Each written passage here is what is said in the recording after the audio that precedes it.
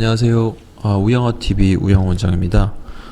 이번 시간은 골다공증성 압박골절의 최신 컨셉, 최신 트렌드에 대해서 정리한 아시안 스파인 저널 논문이 있어서 알아보는 시간을 갖도록 하겠습니다. 2020년도 이제 12월 달에 해서 최근에 발간된 논문이고요. 순천향대 신병준 교수님이 이제 작성하신 논문인데, 골다공증성 척추 골절 관리의 현재 개념. 척추 골절이 이제 가장 흔한 골절이 골다공증성 골절이죠. 그래서 이 골다공증 골절은 대부분 보수적으로 치료하는데, 이에 대해서 흉추와 요추 치료가 어떻게 좀 되는지 정리한 논문입니다. 보수적 치료, 보존적 치료라고 하는데요. 이 골다공증성 척추 압박골절의 급성 통증은 보통 6주에서 12주 내 해결됩니다. 보통 고래 유압이 좀 되면서 이제 완료가 되는데, 단기 침상 안정이라든지 진통제, 골다공증 치료제, 운동 보조기 이런 걸로 중점을 주고요. 특히나 통증 관리 같은 경우는 초반에 이제 아스타미노펜, 그리고 코데인, 엔세이드, 골다공증 치료제, 항우울제 등을 포함하는데, 이 소염제 중에 엔세이드 같은 경우는 뼈의 치유장애에 영향이 있다고 좀 알려져 있어서 요거는 조금 제한하는 것이 좋고, 대신 아스타미노펜 계열이라든지 아펜유 계열의 급성 통증 조절이 조금 도움이 될 거다 하고, 특히나 이제 골다공증 제제 같은 경우는 비스포스포네이트 제제를 가장 많이 쓰는데 80% 이상 쓰죠. 허리 통증과 후속 골절을 현저히 감소시키며 골밀도도 증가시켰다라고 이렇게 되어 있습니다. 교정기는 보조기죠. 척추 보조기. 침습성을 감소하고 위험도 감소하고 비용 대비 효율성이 가장 높고, 특히나 자세의 전방 굴곡을 방지하고 빨리 움직일 수 있게 하고 통증과 피로를 줄이도록 설계되어 있고요. 대신 단점은 궤양, 척추 보조기 닿는 부위의 궤양이라든지 폐활량 자체, 이제 가슴까지 감싸야 되기 때문에 폐활량이 이제 감소될 수 있고, 부적절한 고정할 경우 통증이 더 발생하기도 하고 근육이 약화하는 단점이 있습니다. 그래서 이를 예방하기 위해서 운동 치료를 권유하는데, 코어 근육 운동이 권장되고요.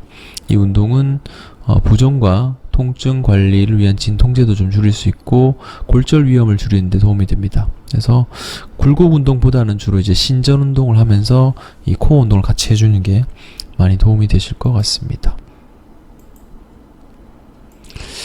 이제 척추 후만 성형, 그러니까 척추 성형술, 풍선으로 하는 성형술도 있고, 그냥 추체에 시멘트를 넣는 성형술이 있긴 한데, 이 시멘트 넣는 추체 성형술 같은 경우는 국소 마취로 하고 기계적 안정화를 얻게 하고 열 반응을 통해서 진통 효과도 얻을 수 있죠. 대신 이제 이 자체가 침상 안정을 오래 하게 되면 생기는 근력 감소라든지 욕창, 심부전문 혈전증 등을 예방할 수 있다고 되어 있는데, 여기에 세멘트를 넣은 모습이죠. 합병증에 대한 언급도 있죠. 골수염이 생길 수 있고, 골수염, 제대압박, 폐동맥 색전증, 호흡부전 등의 부작용이 있고요. 시멘트 유출이 제일 심한 합병증이고, 국소 누출 비율이 높죠.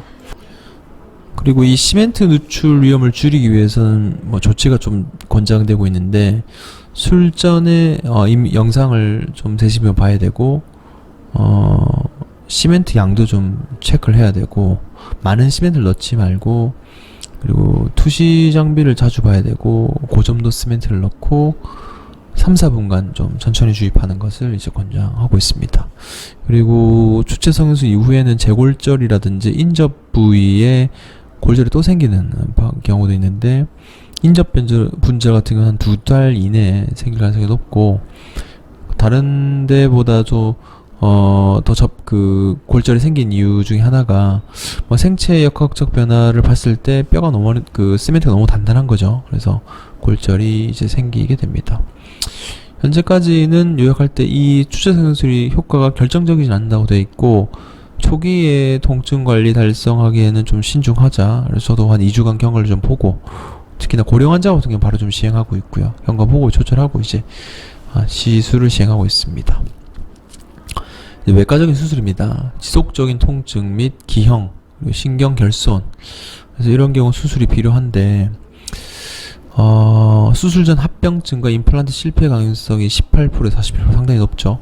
구체적인 전략이 필요하고요. 가장 일반적으로 사용하는 게 뒤쪽으로 열고 들어가서 감압을 하고 나사를 고정하는 그런 것들이 이제 가장 흔하게 진행되고 있고, 지금 알파벳 D 같은 경우는 시멘트를 넣고 나서도 그 후마리 기술이 진행돼서 옆구리로 앞쪽으로 큰 고정 보형물을 넣고 뒤쪽으로 나사못을 받고 수술을 이제 마친 그런 모습입니다. 이 압박골절 이후에 신경결손 생기는 그 환자를 수술하는 경우는 성공적인 결과를 얻기가 매우 어렵습니다. 실패할 가능성이 높고요. 류마티스가 있는 경우는 더 실패할 가능성이 높아지고 교정 각도가 더 심해지고 뭐 이렇게 돼 있다고 합니다. 그래서 정답이 없는 수술이기 때문에 맞춤형 기술, 그리고 외과 의사는 오픈된 마인드로 생각과 기술이 열려 있어야 된다라고 얘기하고 있습니다. 그리고 골다공증의 약물 치료, 예방과 관리가 제일 핵심이죠.